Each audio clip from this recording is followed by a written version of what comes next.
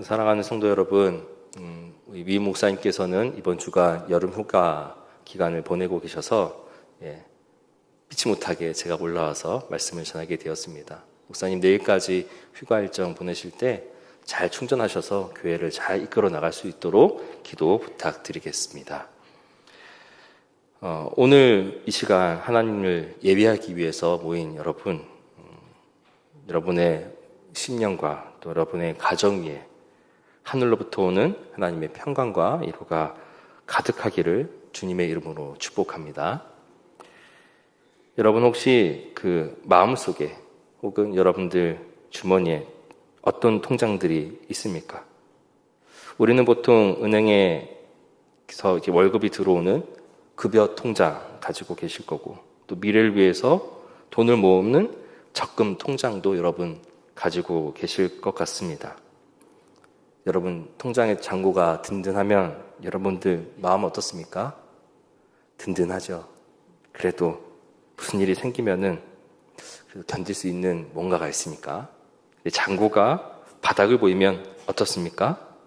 마음이 좀 불안합니다. 큰일 나면 안 되는데. 그런데 이러한 눈에 보이는 통장의 잔고를 볼 때에도 그러한 마음이 드는데, 우리에게는 눈에 보이지 않지만 더 중요한 통장이 하나 더 있다는 사실 여러분 아십니까? 그 통장의 이름은 관계의 통장 또는 마음의 통장이라고 불립니다. 이 통장의 잔고는 우리가 알고 있는 돈이 아닙니다. 사람과의 사람과 쌓여있는 신뢰나 유대감입니다. 사랑과 소속감으로 채워지는 통장입니다. 내가 힘들 때 기댈 수 있는 사람이 있다는 그 믿음, 나의 아픔을 함께 울어줄 공동체가 있다는 확신이 바로 이 통장의 잔고가 되는 거죠. 제가 이 마을 사역을 하다 보면은 여러 사람들을 만나게 됩니다.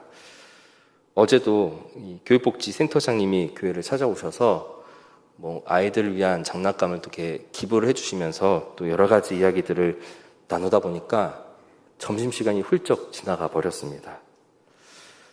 이런 일들이 자주 발생하니까 저는 밥대를 놓치면 또 따로 나가서 밥을 먹어야 되지 않겠습니까? 그래서 배가 고파서 근처에 새로 생긴 편의점에 좀 들렸습니다. 요즘 편의점 보니까 참 잘 돼 있더라고요. 물건을 사면은 식당처럼 테이블에 앉아서 먹을 수 있도록 아주 잘 갖춰져 있었습니다. 저처럼 식사를 해결하려고 온 사람들로 북적였는데 유독 제 눈길을 끈 거는 대부분의 젊은이들이 밥을 먹을 때 귀에다가 무언가를 딱 꽂고 앞에 핸드폰을 딱 세우고 아주 집중하면서 침묵 속에서 홀로 밥을 먹는 모습이었습니다. 바로 옆자리에 사람이 앉아있지만 그들은 마치 투명한 벽처럼 둘러싸여져 있는 것처럼 보였습니다. 이러한 풍경은 사실 오늘날 우리나라의 그 사회를 잘 보여주는 모습이기도 합니다. 2024년도 행정안전부 통계에 따르면은 대한민국의 전체 가구의 40% 이상이, 정확하게는 41% 정도가 1인 가구라고 합니다. 청년들은 무한 경쟁과 불안한 미래에 지쳐서 관계를 사치라고 여깁니다. 그럼 어르신들은요? 어르신들도 1인 가구가 늘어서 외로움을 몰래 삼키고 계시는 분들이 점점 늘어나고 있습니다. 그 결과는 어떻게 됐겠습니까? 아무도 모르게 홀로 죽음을 맞이하는 그러한 고독사가 연간 수천 건에 이르는 그런 안타까운 시대에 우리는 살아가고 있는 것입니다. 우리는 우리나라 역사상 가장 번영된 시기를 보내고 있는 것 같습니다. 가장 높은 빌딩이 촘촘하게 이렇게 있는 그러한 시대에 살아가고 있지만 그만큼 가장 외롭게 살아가는 이 아이러니 속에 우리는 살아가고 있습니다. 왜 그렇게 됐을까요? 바로 우리 사회의 마음의 통장이, 이 통장의 잔고가 바닥을 드러내고 있기 때문입니다. 사회학자들은 이것을 사회적 자본이라는 말을 쓰고 이야기합니다. 이 사회적 자본이 붕괴되고 있다 라고 표현하고 있죠. 이것은 돈으로 환상되는 게 아니라 아까 말씀드렸던 공동의 신뢰, 그리고 서로 혜택을 주고받는, 우리가 쉽게 말하면 인맥이라고 하죠. 서로 품어주는 그러한 호혜성과 같은 사회적 자산입니다. 쉽게 말해서 아까 말했던 관계 통장이죠. 서로 챙겨주고 신뢰할 수 있는 그런 관계, 믿음, 신뢰가 많으면 내 관계 통장의 잔고가 많아집니다. 그 잔고가 많아지면, 아까 통장의 잔고가 많아지면 어디가 든든해요? 마음이 든든하죠. 그 통장의 잔고가 많아지면 어려운 문제들을 함께 극복할 수 있게 되는 것이고, 함께 살아갈 수 있는 희망을 가질 수 있게 되는 것입니다. 반대로 이것이 고갈되면 어떻게 될까요? 내 이웃은 더 이상 나를 지지해주는 사람이 아니라 잠재적인 경쟁자나 갈등의 대상으로 여긴다는 것입니다. 공동체는 나에게 무언가를 요구하는 귀찮은 짐처럼 여겨지게 되는 거죠.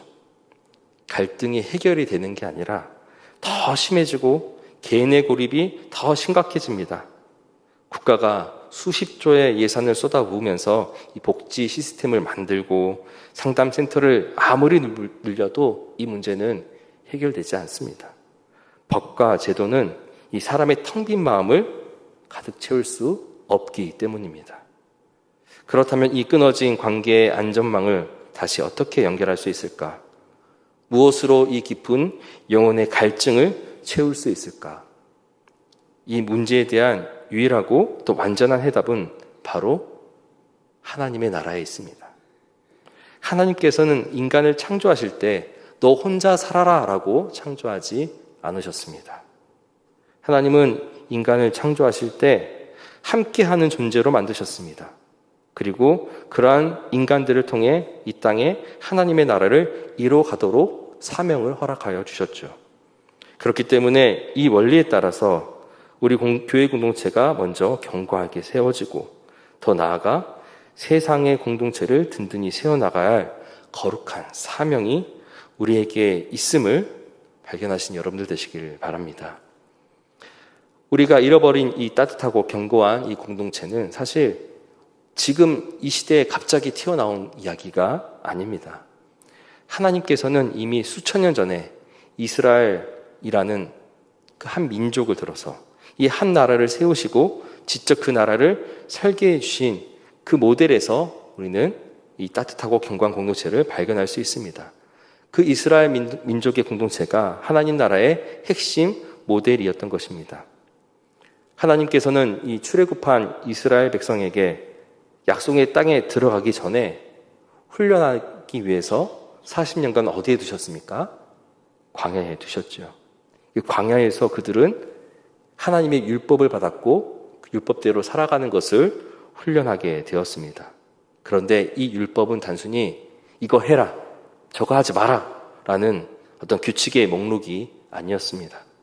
그것은 하나님의 백성이 어떻게 서로를 붙들고 날마다 견고하게 세워져 가는 공동체를 이룰 수 있는지, 그것에 대한 아주 구체적인 삶의 규칙이었던 거죠.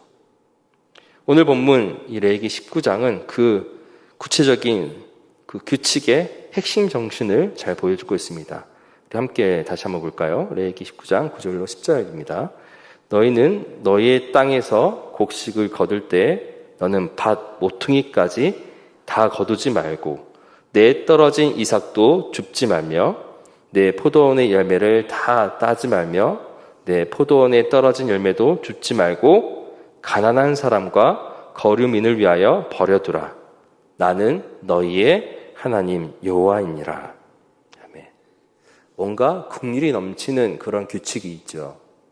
그런데 이 땅에 대한 규칙을 이야기할 때 우리가 빼먹지 말아야 될 말씀이 있습니다. 바로 레위기 25장의 말씀인데, 레위기 25장의 핵심 내용은 바로 이것입니다.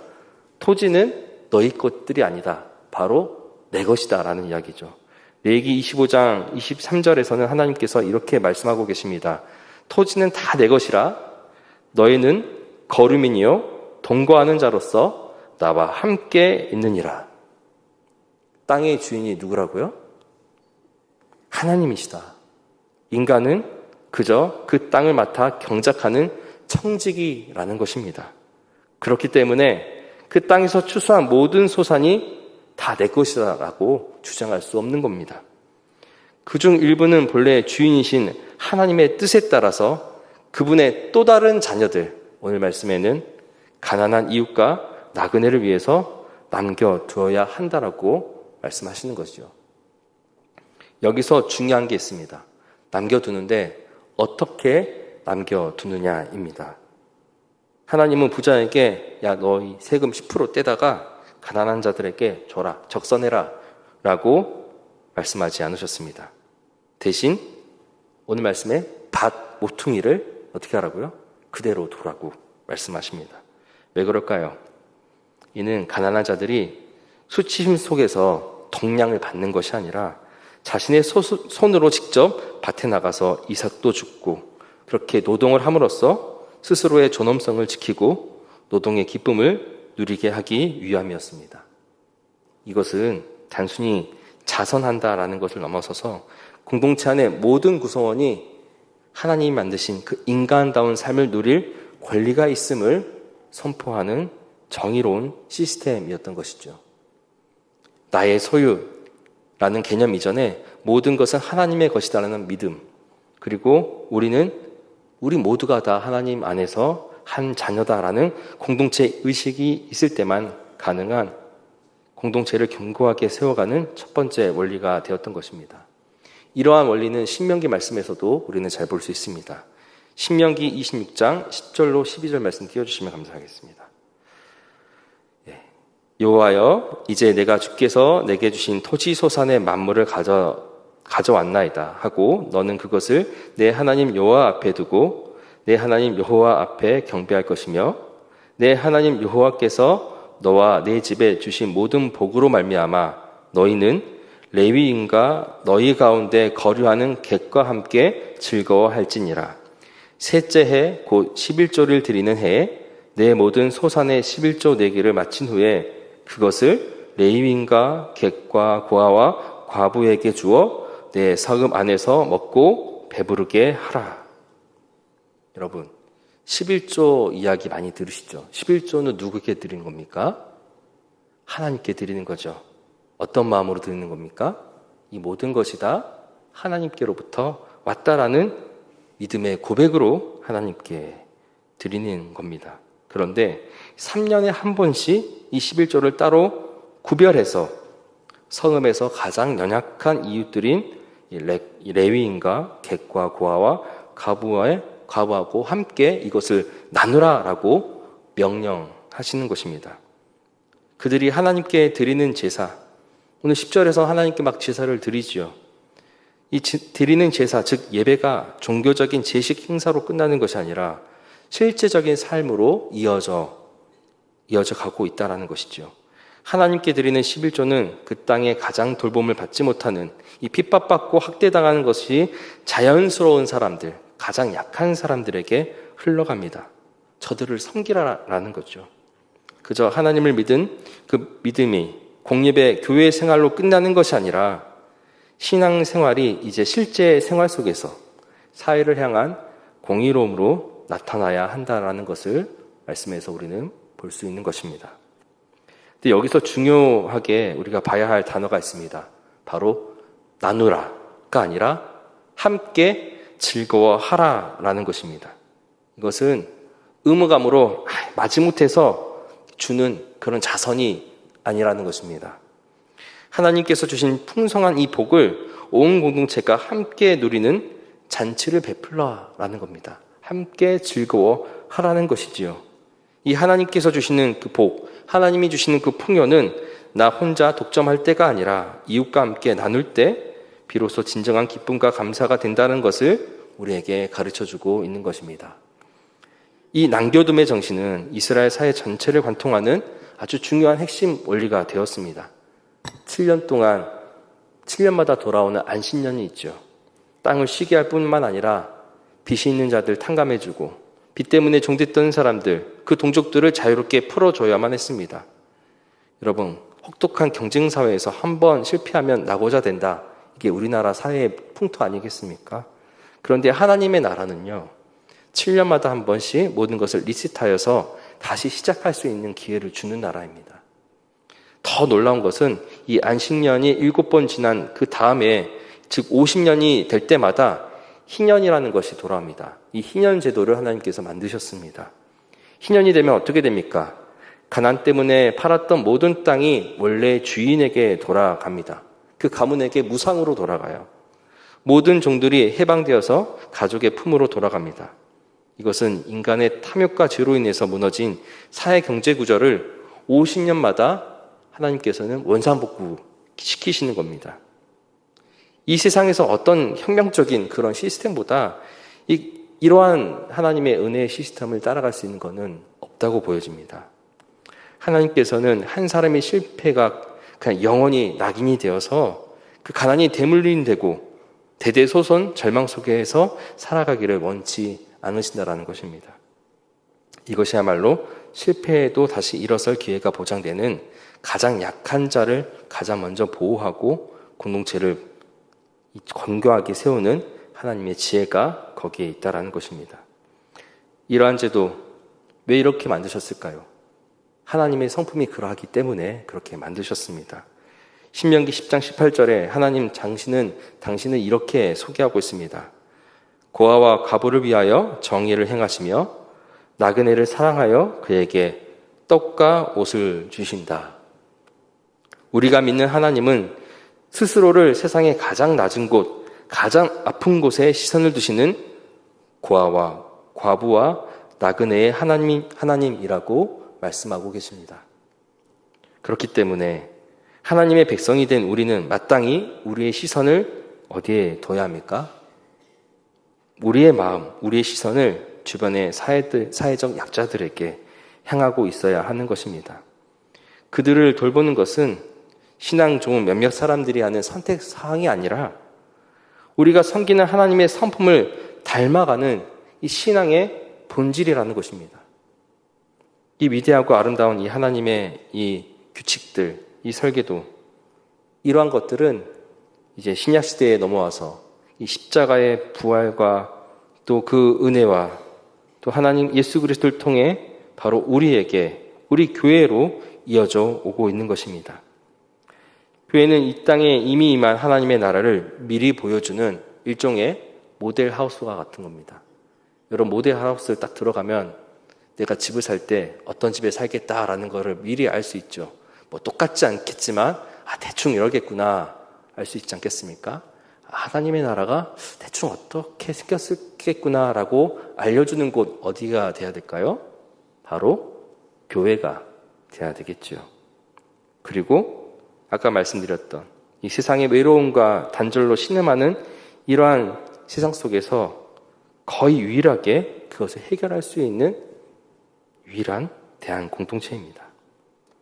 예수님께서는 이 땅에 오셔서 친히 이 견고한 공동체의 본을 보여주셨습니다.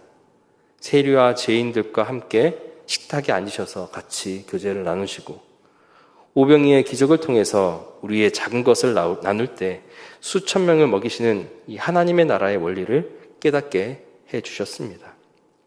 율법보다 한 생명을 소중히 여기는 이 안식일의 참된 의미도 말씀을 통해 우리는 볼 수 있게 되었죠.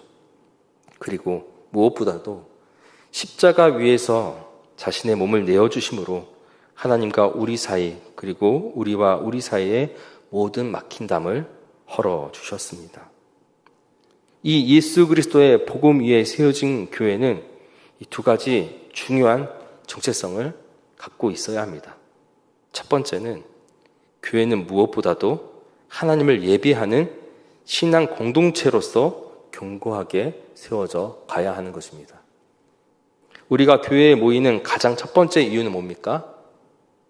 우리가 사회활동 하려고 모였습니까? 우리가 복지를 하려고 모였습니까? 그게 아니죠. 첫 번째 이유는 하나님을 예배하고 하나님의 말씀을 배우고 성도의 교제를 통해서 영적으로 성장하기 위해 모인 것입니다. 하나님과의 이 수직적인 관계는 이 관계가 든든히 서지 않으면 그 교회는 그 본질을 잃어버릴 수 있습니다. 그래서 단순히 친목 단체나 사회복지기관 같은 기능으로 전락하게 됩니다. 우리의 모든 섬김과 나눔은 우리를 먼저 사랑하신 하나님 아버지의 은혜에 대한 반응일 때 참된 힘을 가질 수 있게 되는 것입니다.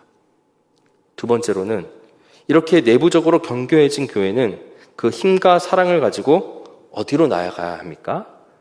세상으로 나아가야 합니다. 세상 속에 살아가는 사회적 공동체로서의 사명을 잘 감당해야 합니다. 세상의 다른 공동체들과 교회가 근본적으로 다른 점, 여러분 무엇이라고 생각합니까? 세상의 모임들 여러분 잘 보십시오. 어떻게 모입니까? 끼리끼리 모이죠. 요요상종하지요. 학연, 지연, 혈연, 재산, 취미 혹은 정치적인 성향 등 비슷한 배경이나 이해관계를 가진 사람들끼리 모여서 자신들의 유익을 추구합니다. 그곳에서는 보이지 않는 벽과 가입 조건들이 있어요. 경상도 항우에 전라도 사람 가면 됩니까? 안 되겠죠. 의사들 모임에 뭐 그냥 동네 아저씨가 갈 수 있겠습니까? 갈 수 없겠죠. 그러나 신앙 공동체는 완전히 다른 원리로 세워진 공동체입니다. 교회를 세우는 유일한 기초는 우리의 자격이나 우리의 조건이 아닙니다. 우리가 죄인임에도 불구하고 우리를 용납하신 예수 그리스도의 십자가의 은혜인 것입니다. 그렇기 때문에 교회는 본질적으로 이 세상의 벽을 허무는 공동체가 되어야 합니다. 부자와 가난한 사람들이 한자리에서 겸손히 서로를 배우고 또 배운 자와 못 배운 자가 가진 지혜를 또 나누고 서로 다른 정치적인 견해를 가진 사람들이 그리스도 안에서 하나 되어 서로를 위해 기도하는 곳, 이곳이 바로 교회인 것입니다.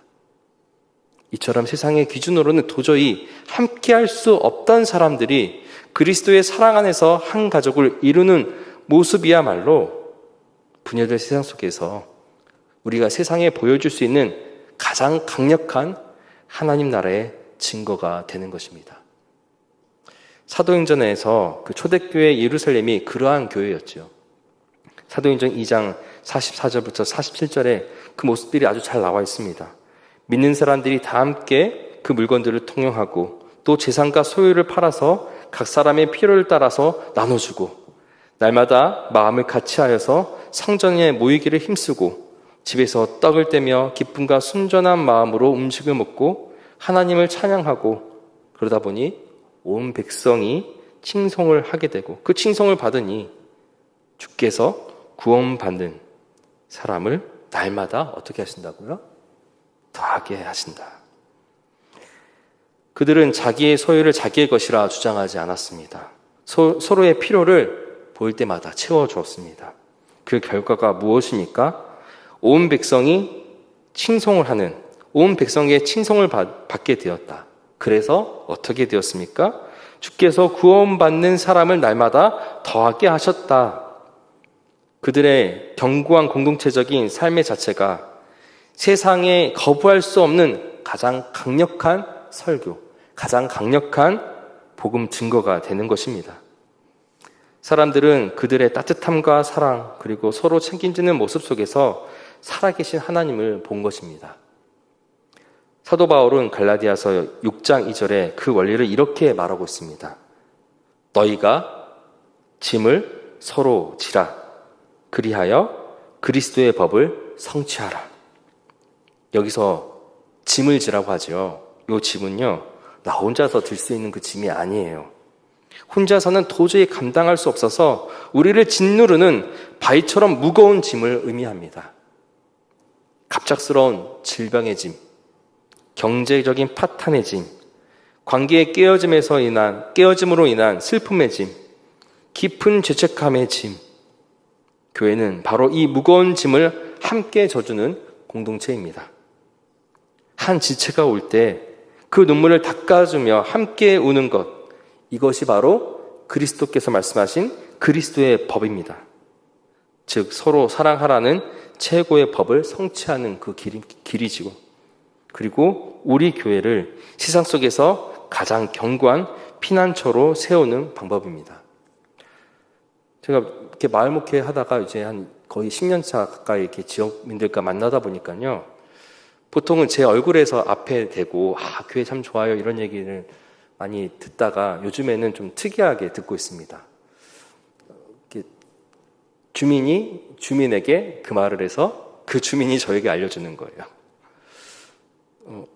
지나가다가 보면 일단 문화교회에서 뭔가 걸려서 한다 그러면 저 교회 하는 거는 일단 괜찮아. 뭐 이런 신뢰가 어느 정도 있다라고 이야기하시더라고요. 지역 주민들에게 문화교회 딱 이러면 저 교회는 지역의 이로운 교회다라고 이야기를 하십니다. 그거를 제게 직접 말씀하진 않고 다른 교회 다니지 않는 다른 분에게 말씀을 하셔가지고 둘러서 듣는 거죠. 보통은 앞에서 이야기를 하면 약간 립 서비스처럼 들릴 수 있잖아요. 네, 그러지 않다라고 이야기하시면서 꽤 많은 분들이 그렇게 이야기를 하신다. 종종 그런 이야기를 듣는다. 또 동아동 주민센터에서 자치과에 계신 팀장님께서도 뭐 좀 하려고 그러면은 다 문화교회 사람들이에요. 문화교회 실버스쿨 나왔고요. 문화교회 더 잘한 뭐 했고요. 문화교회에서 하는 어떤 뭐 그런 거 다 참여해서 한 달이 거쳐서 한 사람 다 문화교회 이야기를 한다라는 거예요. 교회가 주는 좋은 선한 영향력이 이렇게 클 줄 몰랐다라고 이야기를 전달하십니다. 그들의 말씀 속에, 그들의 이 고백 속에 우리가 지역을 향해 그 섬김이 우리가 살아가는 삶의 모습이 저들에게는 좋아 보이는구나 라고 여겨지는 것 같습니다. 우리 교회를 다니고 있진 않지만 더 잘함에 참여하시는 분들도 계시고 더 잘함 안에서 우리 교회를 다니고 계시는 성도님들도 계십니다. 그래서 옆에서 우리 교회 행사들을 한 번씩 들으십니다. 교회 학교 이야기를 들으세요. 그러면 이렇게 듣다가 나 저기 보기하고 싶은데 보내고 싶은데 이런 얘기를 하십니다. 얼마 전에도 저를 따로 부르셔서 상담을 좀 해야 되겠대요. 근데 그분이 우리 더 잘함에서는 회계를 행정을 담당하시는 그런 일을 많이 하시는 분이세요. 이런저런 욕도 많이 드시고 뭐 이렇게 행정하다 보면은 이렇게 난감한 순간들도 있지 않습니까? 꽤 오랜 시간 같이 나눴는데 교회가 싫을 수도 있죠. 상처도 받고 이럴 수도 있으니까. 근데 그분이 대뜸 저에게 말씀하시는 거예요. 우리 애들 이렇게 하는 거 보니까 우리 아들도 문화교회 교회학교를 좀 보내고 싶은데 교회 예배 시간이 어떻게 되고 무엇을 하고 어떻게 합니까? 물어보시는 거예요. 왜 보내고 싶으시냐 물어봤더니 우리 아이가 되게 유약한데 신앙을 통해서 좀 마음이 단단해지고 또 믿음이 생기기를 바란다라고 이야기를 하시는 겁니다. 저는 다른 이렇게 흘러가는 사람이 하는 이야기가 아니라 그래서 꾸준하게 오랫동안 활동하신 분이 그렇게 말씀하신다라는 게 굉장히 좋아 보였습니다. 왜냐하면 그분들이 우리 교인들의 신앙의 모습을 봤을까요? 안 봤을까요? 봤죠. 들었죠. 들었는데 좋아 보이더라. 우리 아이도 저기 보내고 싶다더라가 되는 겁니다. 그것이 바로 전도가 아닐까 싶습니다. 말씀을 맺겠습니다. 사랑하는 성도 여러분, 하나님께서 우리를 교회로 부르신 것은 한 사람 한 사람을 이 땅에 파송한 하나님의 나라의 대사관으로 삼으시기 위함입니다. 여러분, 대사관 어떤 역할을 합니까? 우리가 어디 해외여행 나가면 무슨 일이 생기면 어디로 갑니까? 대사관으로 쫓아가죠. 왜? 자국민을 보호해 주니까. 자국민을 보호하는 역할을 합니다. 그리고 대사관이 하는 역할이 또 있습니다.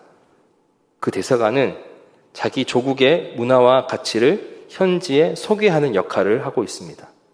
마찬가지로 교회는 성도들을 영적으로 보호하고 양육하고 단단하게 세워져 가게 하는 역할을 할 뿐만 아니라 이 땅의 하나님 나라의 가치, 즉 사랑과 정의, 환대와 용서가 어떤 것인지 우리 공동체적인 삶을 통해서 보여줘야 하는 사명이 있는 것입니다.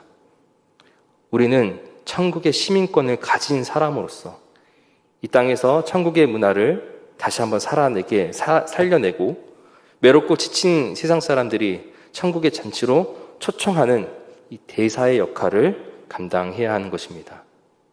이 사명을 잃어버리면 교회는 맛을 잃은 소금처럼 세상에 존재해야 할 이유를 상실하게 됩니다. 세상의 아픔에 공감하지 못하고 이웃의 신음에 귀를 닫은 채 우리만의 성벽에 안에 갇혀 있다고 한다면 그것은 더 이상 세상의 빛이 아니라 스스로를 가두는 감옥이 되는 것입니다. 오늘 저의 말씀을 들으시면서 마음의 부담을 느끼시는 분들이 계실지 모르겠습니다. 목사님, 저 너무 바쁘고 피곤합니다. 제 짐 하나 지기도 벅찬데 어떻게 남의 짐까지 집니까? 저는 내성적이라 사람들과 어울리는 것도 너무 힘듭니다. 충분히 이해할 수 있는 그런 말들입니다. 그 마음 이해가 가지요. 그러나 하나님께서 우리에게 요구하시는 것은 우리의 능력이나 대단한 헌신이 아닙니다. 하나님께서 찾으시는 것은 우리의 아주 작은 순종입니다. 날마다 견고하게 세워져가는 공동체는 어떤 커다란 영혼 한 사람으로 인해서 만들어지는 것이 아니라 평범한 성도님들이 작은 순종을 통해서 그 순종이 벽돌처럼 쌓여 올라갈 때 비로소 완성되는 겁니다. 오늘 혼자 예배드리고 돌아가는 길, 휙 돌아가는 거 대신해서 예배 후에 잠시 남아서 옆에 있는 분들에게 먼저 다가가서 오늘 은혜 많이 받으셨어요? 이렇게 따뜻한 인사를 건네는 작은 용기. 고용 모임에서 누군가 힘든 이야기를 꺼낼 때 그 사람에게 판단하고 해결해 주려고 막 제시하기보다는 잠잠히 들어주고 그의 손을 한번 꼭 잡아주고 제가 기도할게요 라고 말해주는 작은 위로. 또 내게 필요한 것은 아니지만 교회에 꼭 필요한 물품이 있을 때 그저 살며시 가져다 놓을 수 있는 작은 헌신. 교회 행사에 일손이 부족할 때 조금이나마 도와주려고 하는, 나서려고 하는 그 마음. 이러한 작은 순종이 모일 때 하나님의 위대한 역사가 시작되는 것입니다. 우리의 연약함을 통해서 일하시는 주님을 신뢰하시길 바랍니다. 이제 우리는 하나님 이 나라의 사명에 동참하여서 그 대세간에 그저 찾아와 혜택만 누리다가 돌아가는 방문객이 아니라 공동체를 견고하게 세워져가는 대사로서 살아가야 합니다. 오늘 이 시간 그 각자에게 주시는 주님의 부르심에 응답하기를 원합니다. 첫 번째로는 하나님의 나라의 대사관인 우리 교회를 더욱 뜨겁게 사랑하고 아껴 주십시오. 우리의 모임과 예배, 구역 모임을 소중하게 여기시길 바랍니다. 세상 어디에서도 경험할 수 없는 세상이 부러워하는 따뜻하고 견고한 공동체를 만드는 일에 여러분의 마음과 시간을 들여주시길 바랍니다. 이 사회학자 퍼트넘은 이 사회적 자본, 이 관계적인 통장을 이야기할 때 그것을 채워줄 수 있는 가장 중요한 공동체 중 하나로 교회를 지목했습니다. 교회의 모임, 교회의 예배가 단순히 믿는 사람들만의 신앙의 고백일 뿐만 아니라 지역과 나라를 살리는 귀중한 활동이라는 사실을 알려주고 있는 것입니다. 우리의 모임을 더 사랑하고 잘 참여하고 섬기는 것이 우리가 살아가는 지역과 나라를 견고하게 세우는 귀중한 일이라는 사실 여러분 명심하시길 바랍니다. 그리고 두 번째로는 하나님 나라의 대사의 시선으로 우리 주변을 바라보시길 바랍니다. 여러분의 직장과 이웃 가운데 외로움과 절망 속에서 신음하고 있는 그런 사람들이 있습니까? 그들에게 먼저 다가가 손을 내밀고 그들의 무거운 짐을 함께 들어주며 그래서 그들이 우리 교회의 따뜻한 잔치에 초대되기를 바라겠습니다. 아까 처음 말씀드렸던 교육복지센터장님과 어제 한 2-3시간 넘게 이야기를 나눴는데 그 이야기의 중심에는 더 잘함도 교육복지의 중구 교육복지협의체 일원으로 참가하고 있기 때문에 여러 가지 정책과 계획들을 듣기 위해서 모였던 것입니다. 올해 가장 중요했던 의제 중에 하나가 학생 맞춤 통합 지원이라는 게 있어요. 그런 정책이 시행이 됐습니다. 뭐냐면 아이들 교육복지를 해줄 때 옛날에는 학교 따로, 구청 따로, 교육청 따로, 선생님 따로, 다 따로, 지역기관도 다 따로 이렇게 했는데 이제 한 명을 길러낼 때 다 같이 관심 갖고 다 같이 고민해서 이 아이가 잘 자랄 수 있도록 학교와 지역사회가 힘을 맞춰서 도와주자, 그러한 것들을 만들자라는 것이었습니다. 센터장님이 오셔서 늘 하는 말씀이 있으세요. 문화교회가 옆에 있어서 정말 너무 든든하다라는 이야기를 하십니다. 무언가를 해서가 아니라 같이 고민을 들어주고 걱정해주고 기도해주는 어떠한 든든한 뒷배가 있는 것 같아서 나는 교회에 다니지 않지만 문화교회 옆에 있어서 너무 든든하다라고 이야기하시는 것입니다.